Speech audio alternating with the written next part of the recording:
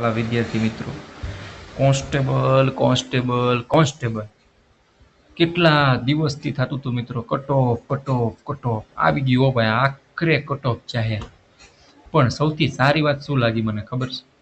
કે જે બહુ બધા કહેતા હતા ને, બહુ ઊંચું મેરિટ જશે ને બહુ આમ આમ ગયા ને 150 તારે, અરે ભાઈ તું બોર્ડર ઉપર રહીશ એમ કે 130, યાર સોરી એમ કે તારું નહીં મેળ આવે.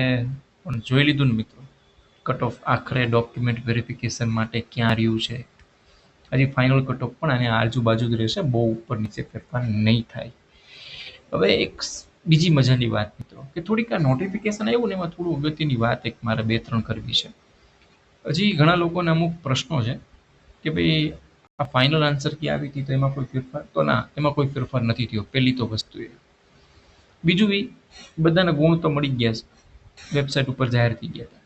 ત્રીજી વાત મહત્વની છે કે એનસીસીના સી સર્ટિફિકેટ જે લોકોએ યસ કર્યું હતું, કે રક્ષા યુનિવર્સિટીની અંદરના સર્ટિફિકેટ યસ કર્યા હતા, તો યાદ રાખજો આ બધાને એમના માર્ક એમના સર્ટિફિકેટ મુજબ અહીંયા આપી દીધા છે અને પછી આ મેરિટ લિસ્ટ બન્યું છે. હવે જો ડોક્યુમેન્ટ વેરિફિકેશનમાં આવા પ્રમાણપત્ર રજૂ કરવામાં કોઈ નિષ્ફળ જશે તો એના ગુણ રદ થશે. આ પણ યાદ રાખજો.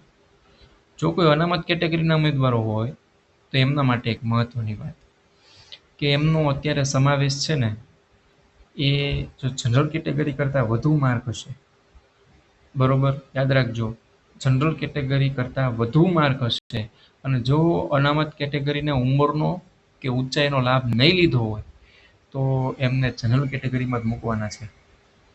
બરોબર, આ પણ એક બહુ મોસ્ટ ઇમ્પોર્ટન્ટ વાત છે. એટલે જનરલ કેટેગરીમાં એટલી જગ્યાઓ ઓછી થઈ શકે છે અને અનામત કેટેગરીની અંદર એટલી જગ્યાઓ વધી શકે છે. બીજું, ભરતી પ્રક્રિયા દરમિયાન કોઈ પણ ઉમેદવારને ગેરલાયક ઠરવી દીધા હોય તોય આમાં નામ હોય તો સમજજો કે પોલીસ ભરતી બોર્ડની કોઈ પણ ક્લિયરિકલ, ટેકનિકલ કે અન્ય કોઈ પણ પ્રકારની ભૂલ છે. તમે આ યાદીના નામ હોવાને કારણે કોઈ પણ દાવો કરી શકશો નહીં. આ ખાસ યાદ રાખજો. ગેરલાયક ઠરવેલા છે તો ઠરવેલા જ રહેશું.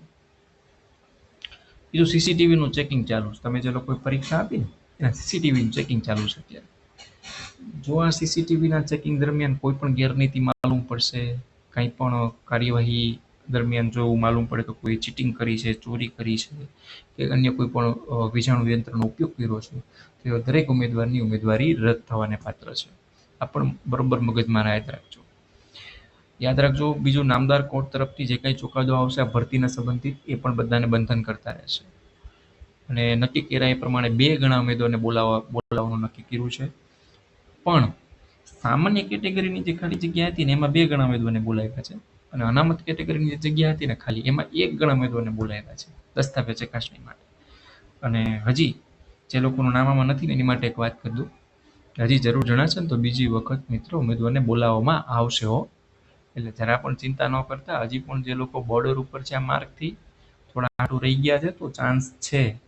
એવું નથી કે તમારું હવે નામ જ નહીં આવે, રાઈટ? અને તમે જાણો છો કે પાર્ટ એ અને પાર્ટ બી બંનેમાં સેપરેટ 40% માર્ક લાવવાના હતા. બરોબર, તો એવા ટોટલ વિદ્યાર્થીની સંખ્યા છે ને 40% લાવ્યા હોય ને એવા 39,225 વિદ્યાર્થી હતા. એટલે બહુ મોટી સંખ્યા કહેવાય મિત્રો. અને એમાંથી યાદ રાખજો, 12,733 જગ્યા માટે 18,322 વિદ્યાર્થીને દસ્તાવેજ ચકાસણી માટે ક્વોલિફાઈડ કર્યા છે. અને મેરિટ આપ જોઈ શકો છો. મેં અગાઉ કીધું એમ, કોઈ એવા ઊંચા મેરિટ નથી દેખાતા. તમે જોઈ શકો છો, એસટી કેટેગરી માટે 95 માર્કે મેરિટ એટલું છે અને ઈડબ્લ્યુએસમાં મહિલા માટે તો 80 માર્કે. અને મેં પણ એક વિડીયો મૂક્યો હતો કટ ઓફ અંતર્ગત, અને તમે જોઈ શકો છો કટ ઓફની બિલકુલ લગોલગ અત્યારે આ મેરિટ જાહેર થયેલું છે, રાઈટ? એટલે બહુ ઊંચું મેરિટની અપેક્ષા જે લોકોને હતી એવું તો નથી થયું.